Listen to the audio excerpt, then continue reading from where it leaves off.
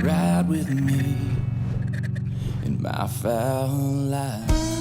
What's up, podcast world? Chad Belding back at you. Another episode of the Foul Life Podcast. Thank you all so much for the support, the subscriptions, the ratings, the reviews. Please continue to support the partners and sponsors that support our TV shows, our podcast, our social media, our live events, our entire network. It all means so much to us. And again, it's very humbling.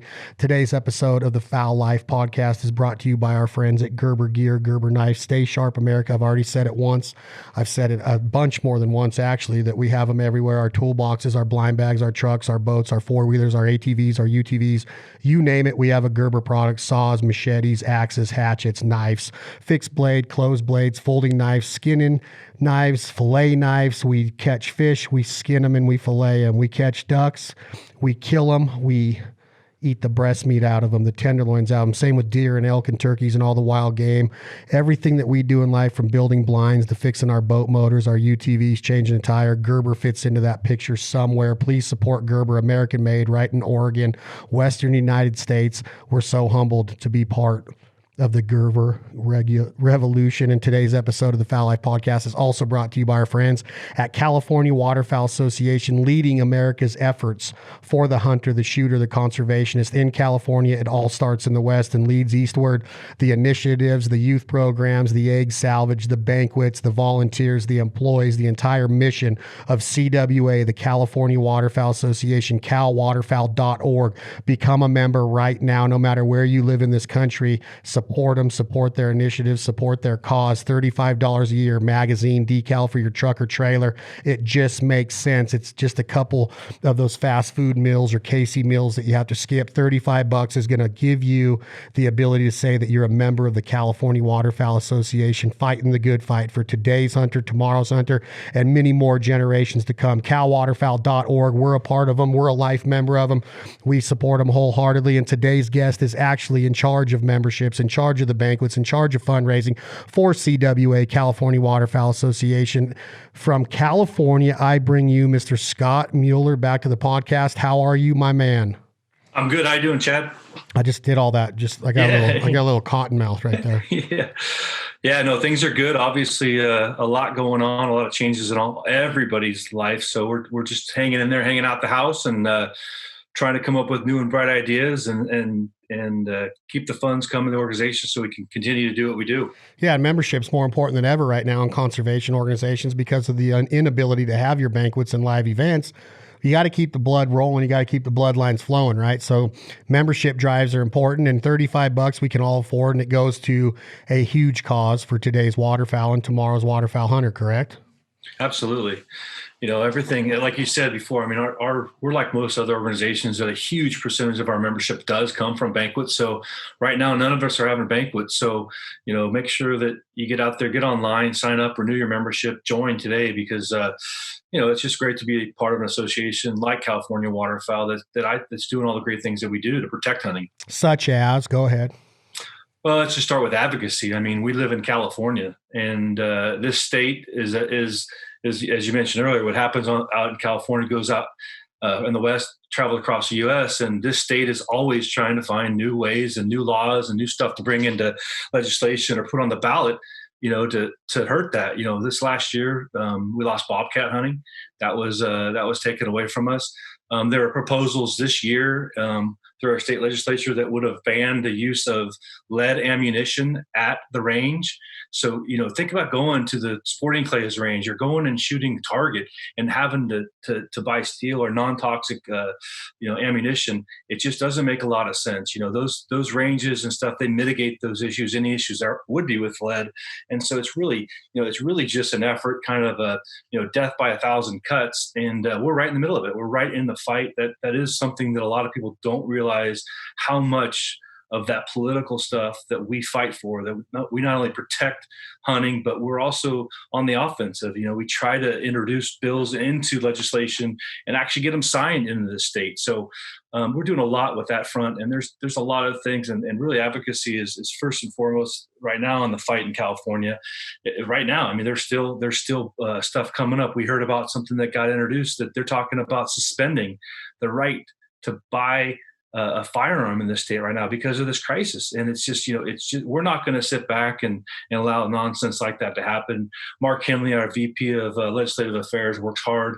Jeff Fulberg, our DC lobbyist that we have contract with, as well as another one in California, we're working hard, trying to fight the fight out here.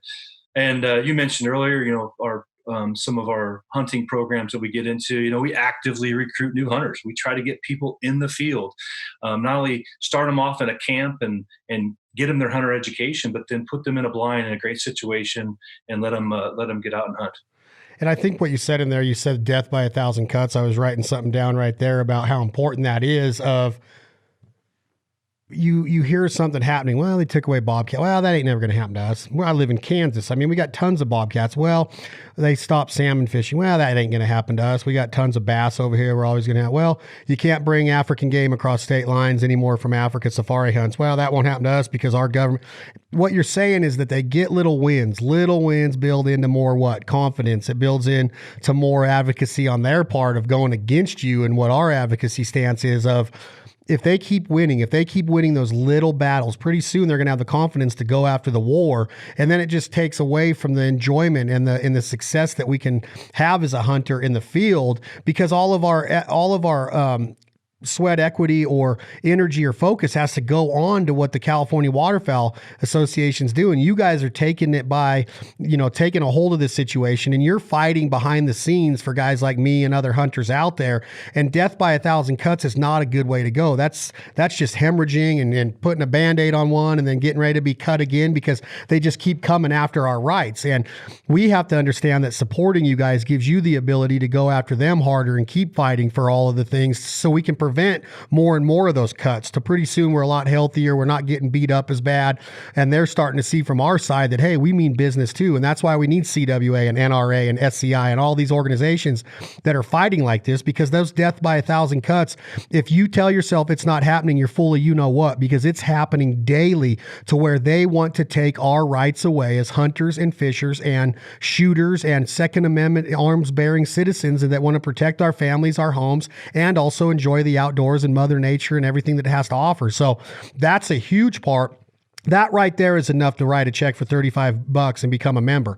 And if you multiply that by 100 and then you multiply that by another 100, that's a good amount of revenue coming in to help keep doing this. And that's important, that it's not just that you get a decal. Scott Mueller and John Carlson and all of these guys, Mark Henley, they're going to bat in battle every day for our rights as hunters across this country, even though it says California Waterfowl, which might be a good idea not to name it that, because it's fighting so many rights for so many different people in so many different parts of this country on a daily basis. Does that all make sense?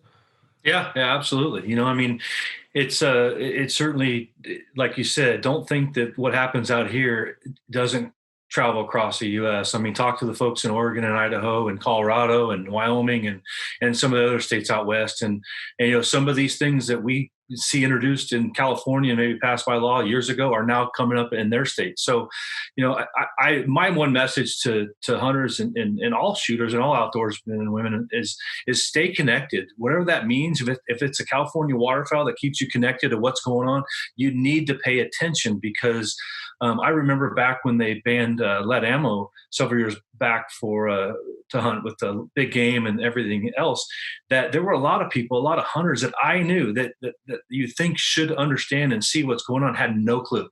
And then all of a sudden it's gone like that. So you need to stay in. You need to, we send a lot of emails out. We try to keep our membership abreast of what's going on, updated with the programs that we're doing. We have an action alert system, voter voice that hey, if we need you to act, we send you an email. So, and the only way to get going on that is you have to go to our website. You have to sign up for these things. You have to pay attention, because if you don't, it's just gonna, it's gonna be taken away. Yeah, I'm coming up with ideas as you're talking of how important it is right now, more so than ever, to become members of these organizations, to not only help fight the virus and the revenue decline with banquets being, canceled right now, but just the year-round advocacy that we are getting. Not to mention that what's another important part about what you said was mentorship, and how important that is for the future, the lifeblood of our hunting community, our lifestyle, our heritage, and our culture, right? Yep. You can't just assume that everybody's going to be hunting in 10 years, because the guys that are 70 right now might not be doing it as much. The guys that are growing up in the city might never be introduced to it. I brag about your guys' college hunter program so much and what it's done and the success rate. What is the success rate? Rocky said somewhere around 30%, I think 35. I thought it was higher than that. But anyway, that's still a good bit of people that come into this college program. They're in 18, 19, 20, 21 years old. They go on their first hunt of all time. Maybe a lot of them are shooting a gun and learning about a gun for the first time and what ammunition is and patterning. Then they learn how to clean birds, process, butcher, do all that. Then they actually go out on a hunt the next day. And then like 35 to 40% or somewhere in there, you'll educate me on that, Scott, are going out the next year on their own and buying a hunting license and staying involved. So mentorship programs like this, the Women in the Outdoor programs that you guys have, the youth programs that you guys have, taking new people hunting, even if it's just one a year, introducing one of your neighbor's kids to it that might never, ever have the chance or ability to go on a hunt. He might just see something out there that he goes, damn, I can't live without this. And boom, he's hooked. That's how I got into it. I knew I was a chucker hunter and a deer hunter. I went on my first duck hunt and I was like, it was over. Right. So these mentorship programs are everything. Oh yeah, getting people out doing getting on a hunt is definitely key to keeping some. We do a lot with R3. That's what all those programs are geared towards: recruit, reintroduce, and oh gosh, now I forgot the third R. But anyway, it's to get people out and get them in the outdoors, because one of the things that we know is that access to the outdoors and having somebody that shows you how to do it is the toughest thing to get new people into it. You need to have a mentor. You need to have somebody that just doesn't say, oh, go over there and hunt. It's just not that easy. I grew up hunting since I was a little kid. So my dad got me into hunting. My brother-in-law really took me on a lot of my first waterfowl hunts, got me hooked on waterfowling. So I had that backbone and that somebody that helped me doing it. And that's what it takes to get people out there. So just providing access, which is something that we do as an organization, isn't enough. We also provide, a guide to help you. We also make the experience something that's quite easy, going out to the blind. We've got Avery greenhead gear decoys in every blind. They set them out. They're there. It's a nice situation. So just stuff like that. Anything that we can do, like you mentioned, the college camp. It's a great opportunity. And let's face it, we're not going to convert every single person. I mean, our ecosystem and our waterfowl and our deer and everything. Everybody can't be a hunter in this country. It can't sustain that. But people need to realize that it's through hunting and the people that are so passionate about hunting that is conservation, because of the things that we do and how far we go back to protect it and all the things that we do to enhance it, to make it better. That's what it is to be a hunter. And that's why hunters are so important in this country.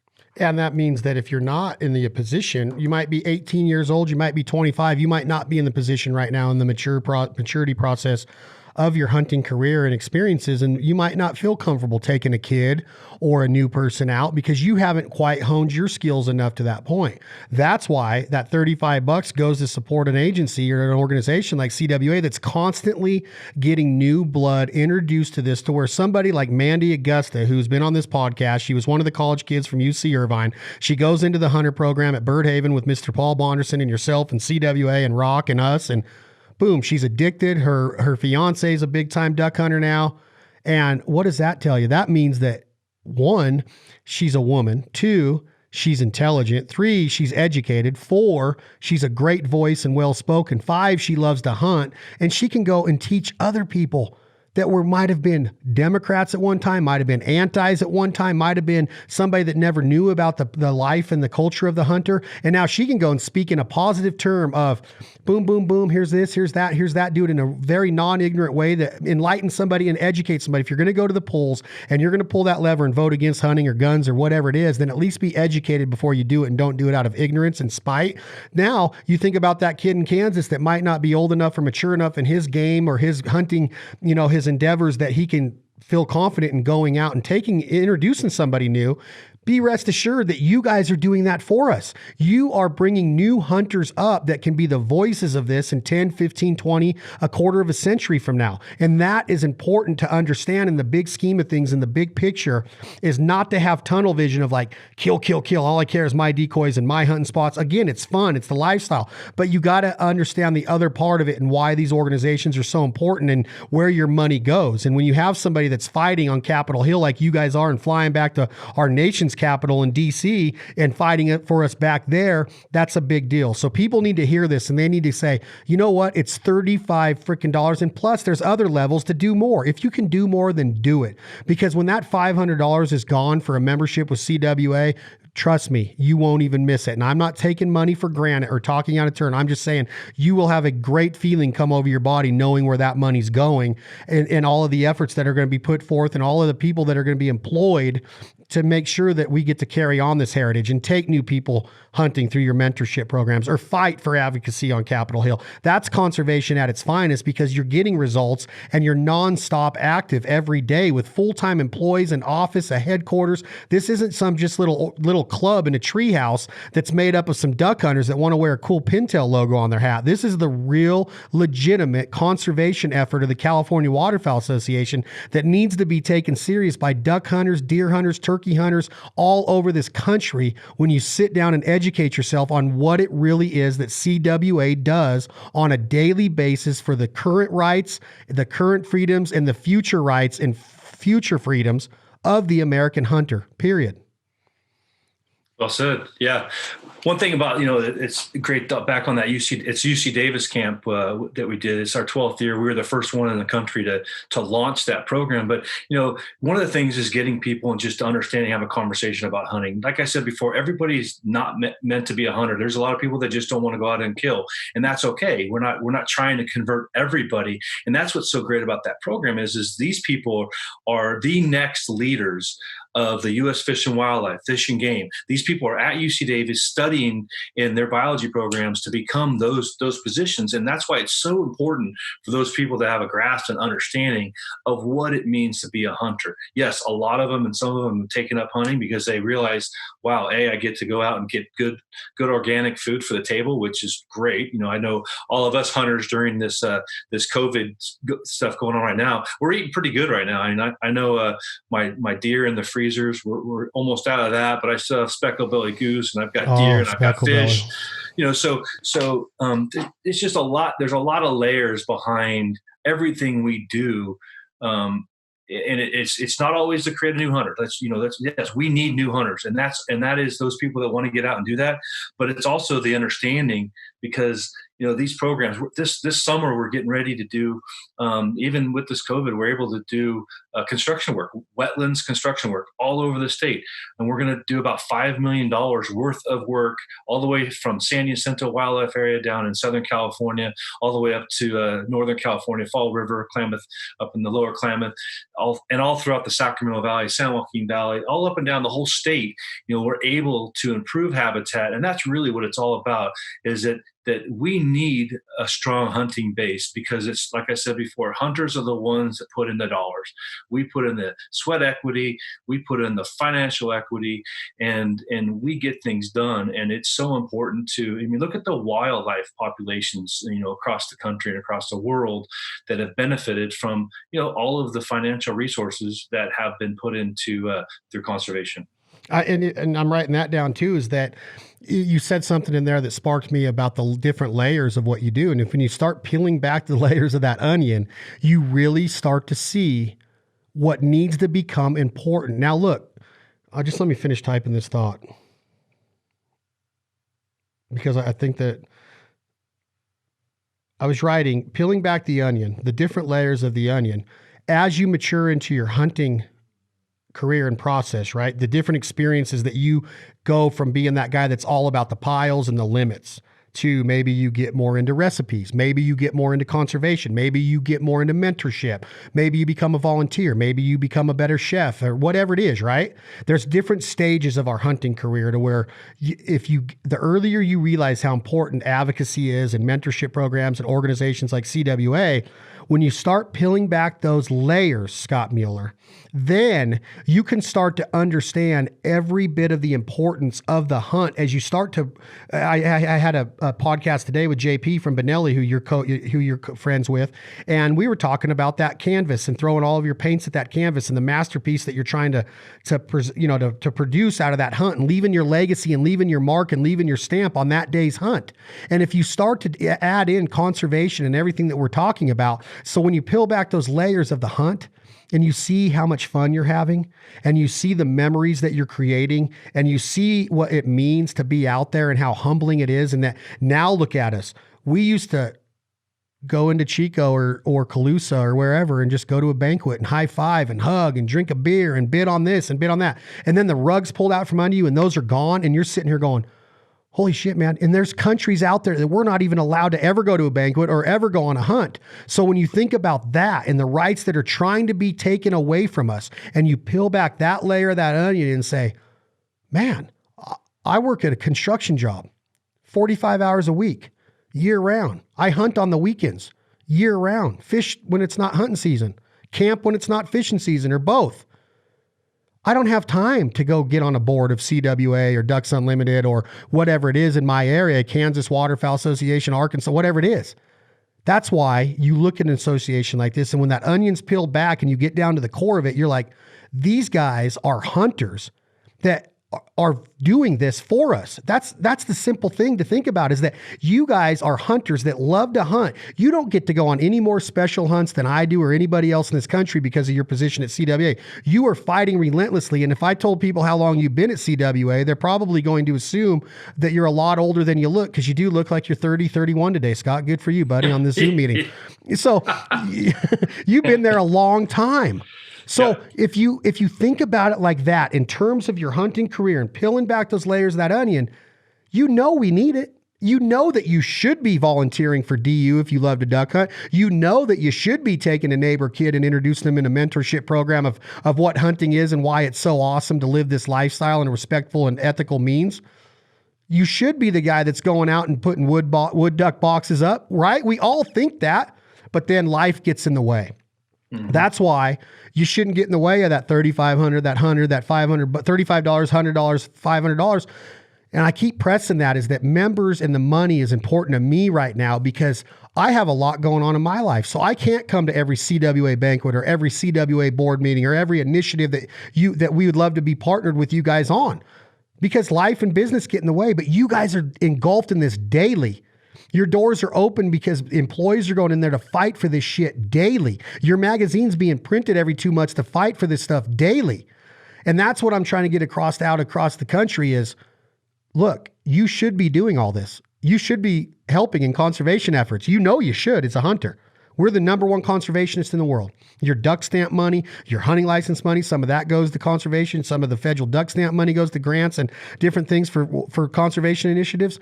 But you guys are doing this 365 days a year. Is that fair to say? Oh yeah. Yeah. Even on the weekends, you guys are doing kids camps and Saturday night banquets and egg salvage whenever the farmer calls. This isn't a 9 to 5 Monday through Friday gig. No, a lot of people, like you started the show with, a lot of people, California Waterfowl, who's that? There's no other state organization that is bigger than us. In fact, we're about almost 50 employees in this state. That, when you look at the stuff that we accomplish with our 50 employees, it really does blow people away. And you're right, there is so many different layers. I guess it's a great thing about CWA, and then sometimes it's hard to tell people all of the things we do, because people kind of, I wouldn't say they glaze over, but there are so many different layers. There are it's about conservation. I mean, that's core. Like I started with, that's core to every one of these nonprofit organizations that are in the wildlife world is protecting and doing better things for habitat for the species that they're kind of in front of, and then there's just so many other layers of our organization. We touched on just a few. I mean, there's a lot of different things that we do, and really, one of the things that we are really proud of. We say 4 main pillars. We have waterfowl, wetlands, advocacy, and education, and we know that all of those things, the core center to that is hunting. everything we do in the waterfowl, wetlands, education, advocacy is all to either, protect hunting, to, improve hunting, to get new hunters, all the different things that those 4 programs are geared towards, all lead back to hunting. And we're proud of that. I mean, we really think that we are not just the waterfowl hunting organization, especially for people in California. If you're a shooter, if you just hunt doves or ducks or deer, there's a lot of stuff that we do that affects you. We got involved in the hunting dogs or hunting bears with dogs fight years ago. And people said, "What are you guys doing?" You guys are a duck organization. Well, you know what? It's that slippery slope. What's next? Your dog, when you're out hunting ducks to retrieve your ducks. Those are the types of things. The bobcat this year, we got involved in that. Some of the gun issues that come up in California, we get involved. A lot of that, it really comes down to us going in and educating these lawmakers, because it's sad. These lawmakers will throw a law together and have no idea how it affects people. Yeah, they're targeting gun violence and taking guns out of the wrong hands, but then they have no idea of what it does to law-abiding society. And so we go and we educate them with it, and we're effective coming to them like that to say, hey, look, we still oppose your bill because it's bad. But if you wanted to just specifically target this, and this is a way you can amend that bill that softens it or doesn't make hunting and hunters break the law. And so a lot of that stuff gets written in. We have a great team that works on that stuff. But there's a lot of layers. Well, yeah. I mean, if you think about that statement you just said about what you guys are getting involved in with the hunting, well, I mean, think about what your efforts do to somebody or benefits for people that don't even hunt. Think about the photographers, the bird watchers, the farmers, the ranchers. You guys are very keen on predator management. That doesn't just save ducks. That saves cattle. That saves a lot of different chickens. That saves a lot of revenue streams for the American rancher. And then farming. You guys are working with farmers hand in hand on different crops. You're putting money and investing it into different pieces of property all over California. You're opening up revenue streams for hunters all hunting season through your efforts in California waterfowl. Then you have all of what I started this with like the Autobahn and people that love to go up on bird towers and watch ducks and geese. Well, let me tell you something. If it wasn't for the hunters and the initiatives put forth by CWA and these conservation agencies, I feel in my heart that there wouldn't be the ducks and the geese and the elk and the turkeys and the deer to be going and taking pictures of in the first place. They wouldn't have anything to photo. So this benefits a lot. Is that unfair to say? You got a weird look on your eyes. Is that unfair to say, Scott? No, that's exactly right. I mean, I think. Did I make you cry when I said that? Because that's true. That's true. They can't take credit for all the elk on the mountain right now. There's no way PETA can take credit for that. There's no way that some tree hugger organization can. I don't care if you're a tree hugger. I don't care. You can't take credit for any of that. We'll work with you. CWA works with tree huggers. They work with Autobahn. They work with a bunch of different agencies that aren't deemed hunters or killers. They are photographers and watchers, but they're still benefiting off of the conservation initiatives and efforts by hunters. Is that fair to say?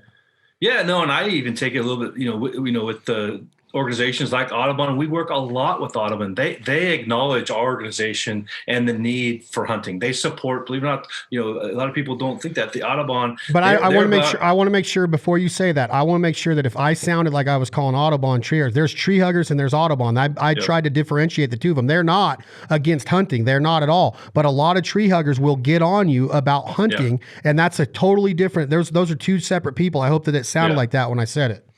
Yeah, no, I mean, it kind of goes back to, educating the public, right? One of the things, and back to that college camp we talked a lot about, is that those people come from a non-hunting background. Like I said, they're getting ready to be our people that are going to be our Fish and Wildlife Service.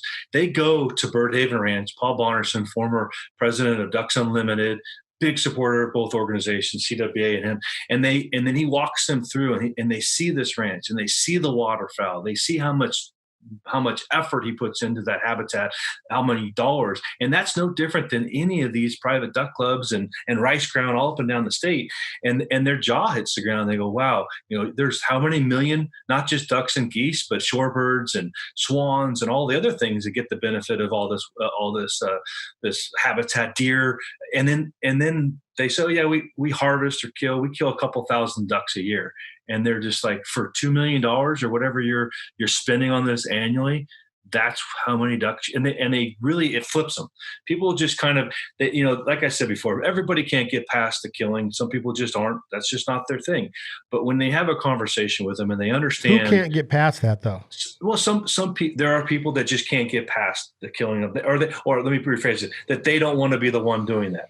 Like I said earlier, I don't think everybody, is meant to pull the trigger. No, heck no. But understand, those that are, don't come down on us. This is why we do it, and we don't come down, and we don't come down on you for not pulling the trigger. Exactly. We don't come down on you for being a vegetarian or a vegan. No. Do your thing. Yeah. But just understand that everything comes at a cost.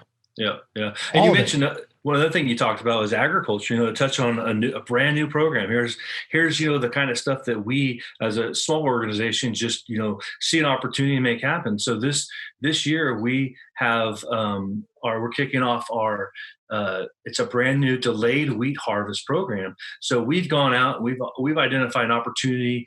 Right now we're focusing around the North State, but mallards will nest in winter wheat.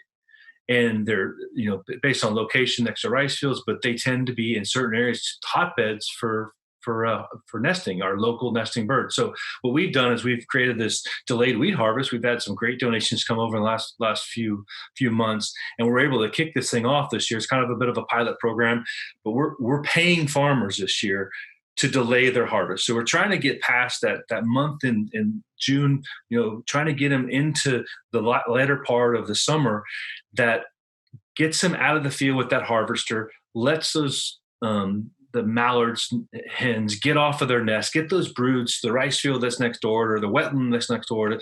And we're trying to save, we're trying to be able to increase our local production, because as a lot of things in all over the country, and specifically here in California, local breeding waterfowl and have been it's been a concern of ours, specifically our mallards. So this is one way, through partnerships with farmers, that they're gonna delay on 1,500 acres this year.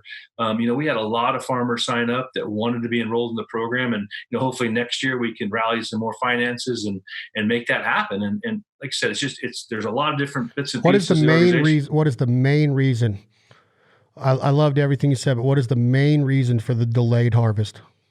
To keep the tractor out of the field. As you know, a wheat harvester combine, it doesn't slow down. A lot of times, not only is the hen getting chopped, but obviously the eggs. If you keep her on the nest for that extra 4 weeks, the goal is that she's going to hatch those eggs, and those babies are going to go to the wetland and be okay. If that farmer harvests when he's normally going to harvest, he's going to not only destroy the nest, but a lot of times, they do destroy the hen as well. So it is purely delaying harvest. Audubon does this with some of their programs. They might find a field that's nesting a bunch of tricolors or some other species, and they'll just, a lot of their programs, they buy out the crop and then, let that happen. So this is a great opportunity. It's a new thing. We've got a lot of momentum with adding this to our waterfowl programs, and we're going to monitor it this year, see how successful it is, see how many nests and ducks we've saved, and then it'll be another great story for conservation, just like the egg salvage program is, just like all the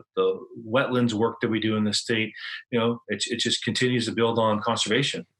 That's so unreal. That program right there, mixed with your work with farmers and the ability for farmers to develop revenue off of their rice fields and their flooded rice fields because of the means of farming and farming methods.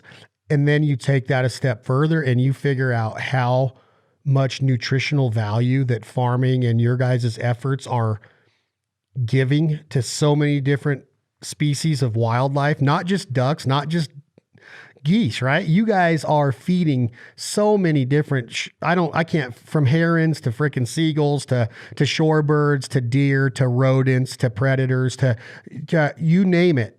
These efforts that are being set forth go and help so much more than just the ideology of wait, you own Bird Haven, Paul Bonderson, and you're killing a bunch of birds off there?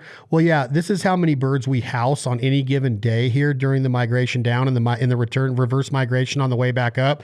Here's how many birds are benefiting just nutritionally and have a safe haven here to come in here because we barely hunt it. We got the properties here. We don't hunt it that much. And now you have all of those birds that are able to gain that nutritional value as they head back up to breed, leaving us a healthier population of breeding ducks once they reach their the end of their long migratory routes.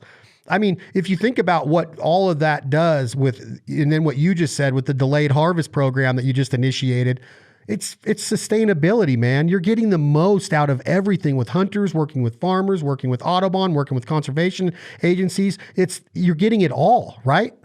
Oh, absolutely. I mean, you touched on it a little bit, but anybody that hunts in California, you shoot a duck in October, November, especially if it's one of those first migrators. Just look at the fat content on that bird between then and then take a widgeon, a pintail, a mallard in January, late December. I know you see it. I know that's why you love coming over to California and shooting these pintail, speckle bellies, and mallards. I mean, the widgeon. I mean, you look at the white fat on them; they're just absolutely unbelievably conditioned birds here in California.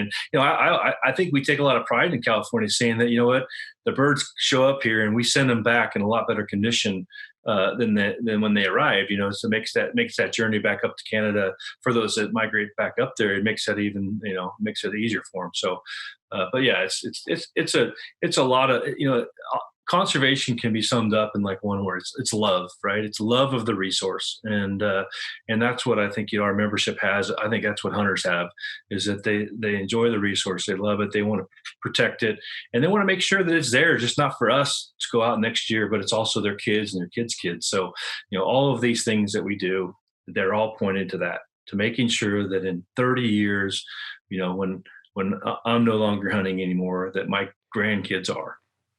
I love that. I think a lot of podcasts you think have to go. I think we said a lot today as far as why it's an essential part of the hunt. It's so much bigger than the hunt. It truly is. The hunters mean everything to this initiative and this essential part of it. But what we talked about today in supporting CWA is essential all over the country.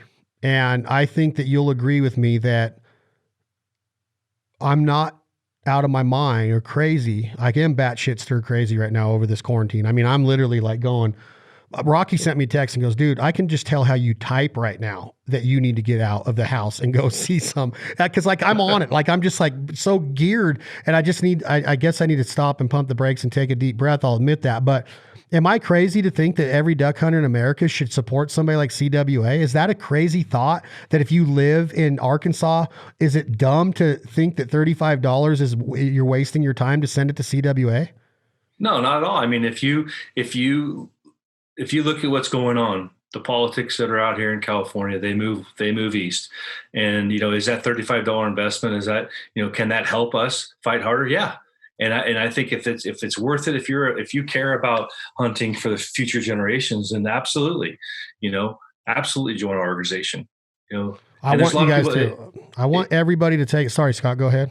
No, I was just going to say, just the other day, I looked at this. I get through our email, I get everybody that signs up to be a member, and this gentleman got on there that signed up. This was about 3 weeks ago, and he was from France. And loves everything we do, doesn't hunt at all, just through social media, has just started following us and became a member. So how cool is that? I love it. Hopefully he's a chef and he can come over here and teach you how to cook, which brings me to my next question. Tell me about the duck leg recipe the other night. What species were they? They were sauteed in, was there capers in there? Was there green onions? You had a little bit of a kind of a glaze over the top of them, high heat. Talk to me. What were they? Man, I'm going to stop you there. It's a lot simpler than that. So it was in a Dutch oven. You mentioned at the beginning, I almost stopped you and had to correct you on that. We love to eat the duck breast, but I'm telling you what, those legs and those thighs are some of the biggest missed nuggets of waterfowl. And so I started doing this years ago. I never would find a great way to cook them. If you keep them with the breast and thigh and skin attached, they just come off the barbecue. So confit, they're in a Dutch oven. I throw them in the Dutch oven, skin side up. on about 275, salt and pepper. I think I had a little bit of chopped onion in there, a little bit of garlic, and those were in there for 275 for probably 3 hours. And I pulled them out of they were just fall off the bone, delicious. Pulled them out of the Dutch oven, threw them in a skillet, finished them with whatever sauce that you want. I use Mui Poi, which is Asian sweet spice. You put whatever you want on them. Awesome. A lot of times you don't even have to put anything on. They're so good. So I go deer hunting every year in Idaho, and I go with my father-in-law and a bunch of his friends, and we go back there, and I get to go based on one condition: I have to cook duck. So I always, although this year I might have to break it to him. I don't know if I'm going to have any duck left by then, because we're eating it up pretty good. So, well, I like that recipe. I would think that 250 degrees for 3 hours might be, I don't know. That just seems hot for long for me, but I guess you're breaking down that meat, that it's a different kind of meat and the tendons on a leg to where it does just fall off the bone. And it's like a crawfish boil, a lot of work for a little bit of meat, right? Like you can say, well, you got to catch the crawfish, and then you got to do this, and then you got to boil them, and then you got to get in line, and then you put all these in your plate, and then you got to sit there and take it out of the tail and the claw meat out of the claws and suck the head and do all the stuff that you do. And it's a little tiny bit of a morsel of meat. And then when you put it in your mouth and you taste it, you're like, holy jeez, that's why I do it. And that's the same with those duck legs. When you take like a gumbo and you start it with some speck legs, and you get your roux going, and then you brown them in there for 3-4 hours with the legs, and you pull one of those out and you're eating it with your gumbo on your rice, on your bed of rice. Like, you're just like, oh my gosh, I'm cutting off every leg of every duck and every goose I eat from now on. And it's when I saw it, I posted it, and I was like, yeah, this brings up some good ideas as far as, throwing down with, you said it the best. I mean, when you said Asian, like I just had this conversation with who the other day. I've done so many podcasts. Brad Forsyth.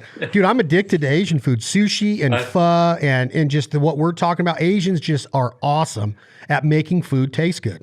Yeah. Italians used to be my mainstay. Like, I would say I'll take a good lasagna or a good manicotti over anything.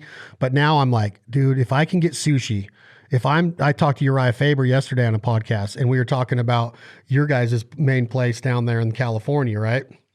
You guys have the same, I mean, everybody wants to go to the same sushi place in California. Do you go to the same one in Sacramento, and when you're over in that area? Do you go to Makuni's? I don't know if you go to Makuni's. We have one here in Folsom. Yeah, and they're building out, and because they're so good. But Uriah and I were talking about just the addiction of sushi and what it is and how clean it is. And I don't get the mayonnaise, and I don't get the fried shrimp, and I don't get the cream cheese, which is for weirdos. Cream cheese weirdos. I know you don't eat cream cheese, Scott, because you're not weird, but people that eat cream cheese need to check themselves, because it's really weird. And then when you start putting it with raw fish, that's even more weird. Yeah, but again, that's just an opinion. But anyway, I like raw fish. So now I'm just like, this quarantine, I have done the gift cards, buy gift cards, spend them later, hand them out, support the restaurants that way. So there's some type of revenue going in. I'm not doing any curbside takeout or eating out or doing anything. I'm just staying clean and cooking my wild game. But taking for granted sushi, dude, I'm just like in a pissed off mood when you don't get it. Does that make sense to you? Oh yeah. Look at this video, please. I'm going to hold this up to the camera, and then I'm going to let you go, because this has been a great podcast. But this is Florida. He just sent me a bunch of this yellowfin, and this is what we've been doing with it. Check this out. God, I text a lot. This quarantine's got me boat. I mean, that looks like.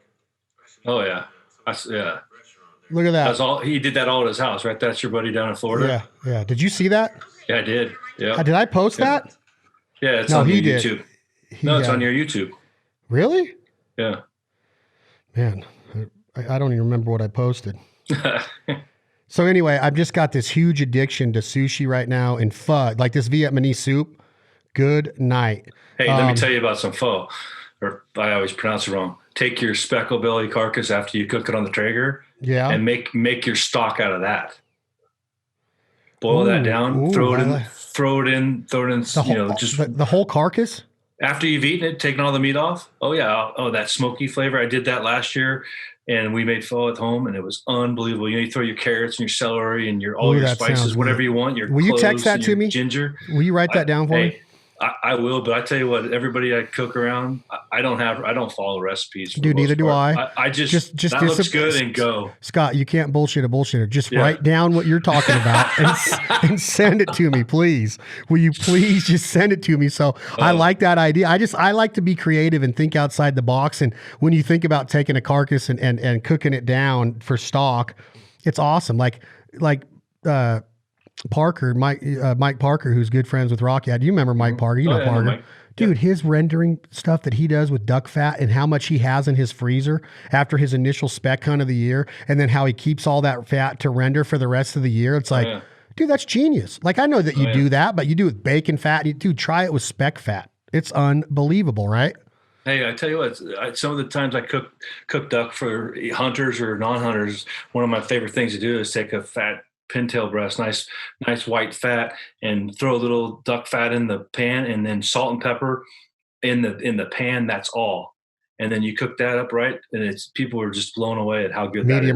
Medium rare. Oh yeah, medium rare with a tiny bit of that duck fat in there, that rendered duck fat in a cast iron skillet on a Traeger Timberline 1300 at 500 degrees, which as of today, Tuesday, April 14th, 2020, with your app at Traeger Grills, your new app, right? You can right now, if you own one of these Wi-Fi or D2 grills that have the Wi-Fi on them, you can automatically turn your grills up to 500 degrees. The Pro Series, the Ironwood Series, and the Timberline as of today. I don't know if you saw me promote that app, but right now I can go out with all my grills, and just through the touch of my app, it's already been updated. I just have to hit refresh, and I can turn them up with reverse sear. You put that cast iron on there with that duck fat in there with that pintail breast, and you put fat side down with the salt and pepper, and then just flip it one time. You cook it maybe, I don't know, 3.5 minutes at 500 degrees, and you serve it at 133 degrees. It's like butter melting in your mouth. Oh, I will leave you with that thought today. You look like you're getting hungry. You're a football player from Fresno State. I don't want you to come through this computer screen. That is Scott Mueller. What is your exact title, Scott, at CWA? Vice President of Fund and Membership Development. Fund, F-U-N-D, and fun. He is a fun haver. I've had fun with Scott on many occasions. Scott Mueller, California Waterfowl Association. Visit them at calwaterfowl.org. Become a member today. I challenge you to just send me one reason why you shouldn't. Do it. This has been another episode of the Fowl Life Podcast. Today's episode, again, was brought to you by our friends at Gerber Gear, Gerber Knives, the Gerber Lifestyle right now. Hashtag Gerber Custom. Design your own knife right now. My good friend Remy Warren did it yesterday. If you look on his Instagram, you can check it out. Get yours done right now. Hashtag Gerber Custom at gerbergear.com. We have awesome episodes of the Fowl Life, the Essential Series coming up, more so than I thought we were going to do. Every time we did one, I'd be like, well, there's another essential part that I didn't think of. So you're going to hear more of these. Thank you, Scott Mueller. Thank you for everything you do with California Waterfowl Association. Again, calwaterfowl.org. Get involved. You're going to see a lot more episodes of the Fowl Life TV coming straight out of California, Compton, city of Compton, God, Snoop Dogg. Don't go into that rap again. NWA, you could have so many just awesome West Siders. Anyway, guys, that's another episode. Tom, hit that button. This is 2 a.m. Logic. The song is called My Fowl Life. Thank you all so much for supporting the sponsors and partners that support our TV shows, our podcast, our social media, all of our live events. We're humbled by the growth and the success. Thank you all so much. We couldn't do it without you. This is Chad Belding. Tom, sorry, hit that button. 2 a.m. Logic, My Fowl Life.